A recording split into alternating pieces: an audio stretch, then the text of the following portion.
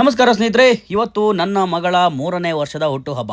Simple ಆಗಿ celebrate ಮಾಡೋಣ ಅಂತ ಪ್ಲ್ಯಾನ್ ಮಾಡಿಬಿಟ್ಟು ಅಮ್ಮ ಮನೆಗೆ ಬಂದು ಸ್ವಲ್ಪ ಲೈಟಾಗಿ ಸಿಂಪಲ್ಲಾಗಿ ಡೆಕೋರೇಷನ್ ಎಲ್ಲ ಮಾಡಿಬಿಟ್ಟು ಅವಳಿಗೊಂದು ಡ್ರೆಸ್ ಎಲ್ಲ ಕೊಡಿಸಿ ರಾಣಿ ಥರ ರೆಡಿನೂ ಕೂಡ ಮಾಡಿದ್ಲು ನನ್ನ ಹೆಂಡ್ತಿ. ಅದೇ ರೀತಿ ಒಂದು ಕೇಕು ಕೂಡ ಆರ್ಡರ್ ಮಾಡಿದ್ವಿ. ಆ ಕೇಕ್ ಸೆಲೆಕ್ಷನ್ನು ಕೂಡ ನನ್ನ ಹೆಂಡ್ತಿದೇ ಆಗಿತ್ತು. ಸೊ ಅದೇ ರೀತಿ ಕೇಕ್ನ ತೊಗೊಂಬಂದು ಮನೇಲಿಟ್ಟು ಅವಳನ್ನ ಕೇಕ್ ಕಟ್ ಮಾಡೋಕ್ಕೆ ಅಂತ ಬಿಟ್ವಿ. ಸ್ನೇಹಿತರೆ, ಇನ್ನೊಂದು ವಿಷಯ, ನಾನು ಮೊದಲನೇ ವರ್ಷದ ಹುಟ್ಟುಹಬ್ಬನ ತುಂಬಾ ಗ್ರ್ಯಾಂಡಾಗಿ ಆಚರಿಸಿದೆ ಮಗಳದು. ಅದೇ ರೀತಿ 2, 3, 4 ಈ 3 ವರ್ಷನ ಸಿಂಪಲಾಗಿ ಮಾಡೋಣ ಅಂತಲೇ ಪ್ಲ್ಯಾನ್ ಮಾಡಿದ್ವಿ. ಮತ್ತು 5ನೇ ವರ್ಷದ ಬರ್ಡೇನ ತುಂಬ ಗ್ರ್ಯಾಂಡಾಗಿ ಮಾಡಬೇಕು ಅನ್ನೋ ಪ್ಲ್ಯಾನ್ ಇದೆ.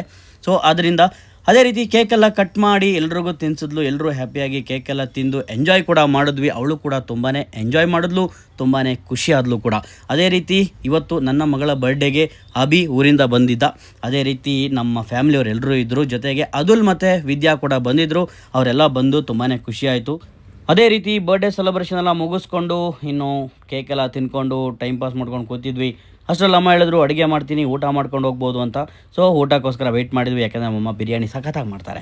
ಸೊ ಅದರಿಂದ ಕೇಕೆಲ್ಲ ತಿಂದ್ಬಿಟ್ಟು ಲೈಟಾಗಿ ವೆಯ್ಟ್ ಮಾಡ್ಕೊಂಡು ಇದ್ವಿ. ಇನ್ನೊಂದು ವಿಷಯ ಸ್ನೇಹಿತರೆ, ನಮ್ಮ ಮನೆಯಲ್ಲಿ ಈ ಒಂದು 2 ತಿಂಗಳಲ್ಲಿ 4 ಬರ್ಡೇ ಆಯಿತು. ಅದರಲ್ಲಿ ಸೆಲೆಬ್ರೇಟ್ ಮಾಡಿರೋದು 3 ಬರ್ಡೇ. ನನ್ನ ಮೌನ ಬರ್ಡೇನ ಸೆಲೆಬ್ರೇಟ್ ಮಾಡೋಕ್ಕಾಗಿಲ್ಲ, ಬಿಕಾಸ್ ಅವಳಿಗೆ ಎಕ್ಸಾಮ್ ಇತ್ತು SSLC.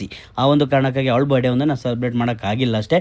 ಅದು ಬಿಟ್ಟರೆ 3 ಬರ್ಡೇನೂ ತುಂಬ ಗ್ರ್ಯಾಂಡಾಗಿ ಸೆಲೆಬ್ರೇಟ್ ಮಾಡಿ ಪಾರ್ಟಿನೂ ಕೂಡ ಮಾಡಿದ್ವಿ ಬರ್ಡೇಲಿ ಅಂತ ಹೇಳ್ತಾ ಮತ್ತೆ ಸಿಗ್ತೀನಿ. ಅಲ್ಲಿ ತನಕ ಟೇಕ್ ಕೇರ್, ಬಾಯ್.